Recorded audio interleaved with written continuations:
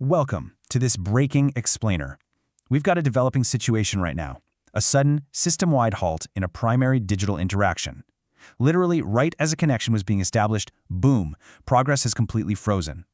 We're calling this the Digital Checkpoint Protocol. I'm going to take you through the exact intel we're receiving as it happens, and we're going to map out this rapid-fire, high-stakes interruption step by step.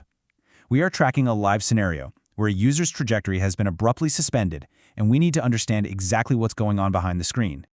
Okay, let's dive right in. Here is the very first dispatch we received from this checkpoint. Quote, "Just a moment." Now, it seems polite, right? But do not let that fool you. This is a strictly enforced pause. What's absolutely fascinating here is the temporal ambiguity. I mean, how long is a moment? Is it a second? A minute? We honestly don't know. But what we do know for sure is that it demands the user's complete and total suspension of activity. You can't proceed. You can't bypass this. You are, for all intents and purposes, being held at the gate. Let's break down the timeline of how this actually builds, because guys, this is happening way faster than the blink of an eye.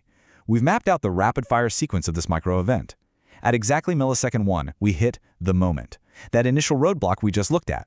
By millisecond 150, we are suddenly thrown into the verification phase, where unseen security parameters are furiously scanning the incoming connection.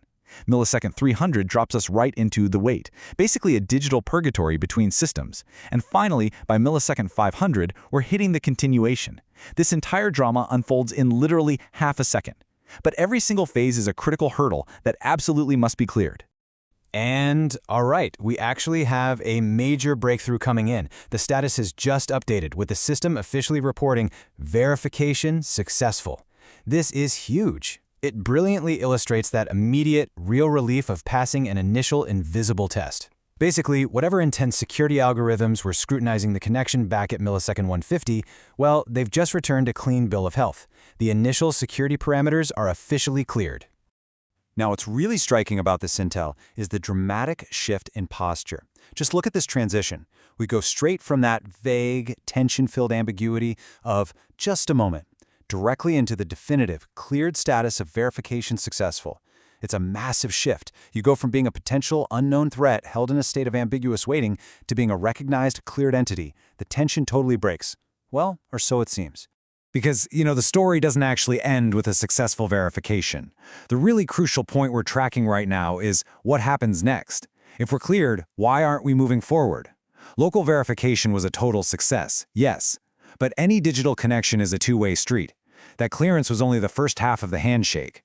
Which brings us to the absolutely most urgent question of this briefing. Who exactly are we waiting to respond? And we've got the destination. We now have confirmation of the specific target we're on standby for. The system is explicitly stating, waiting for OpenAI.com to respond. So, we've knocked on the door, we've made it past the security guard, and right now, we're basically just standing in the foyer, waiting for the host to acknowledge our cleared status and open those inner doors. Literally everything hinges on those specific servers right now.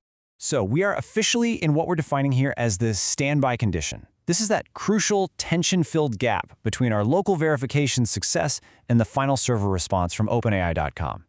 I really want us to microanalyze this specific waiting period for a second. During this standby, all of our local progress is 100% dependent on the other end of the connection. We might be cleared locally, but we are completely powerless until OpenAI.com reaches back across the void and completes the circuit. Hold on. We've got another breaking development just coming across the wire. We thought we were just sitting there waiting, but the system has sharply pivoted. New, incredibly rigid user requirements have just been issued. We're no longer just waiting for a polite response, we're essentially being handed a list of demands. In order to proceed any further, imperative directives have been put in place. Let's dig into exactly what is being required here. Okay, here are the strict, absolutely non-negotiable conditions that actively have to be met to finally move past this checkpoint. Step 1. Enable JavaScript. Step 2. Enable cookies. Only then can we reach Step 3, Continue. And what is so striking about this update is the absolute zero-tolerance policy. These are not polite suggestions. They are hard behavioral tests to definitively prove you're a human operating a real browser and not just some automated bot.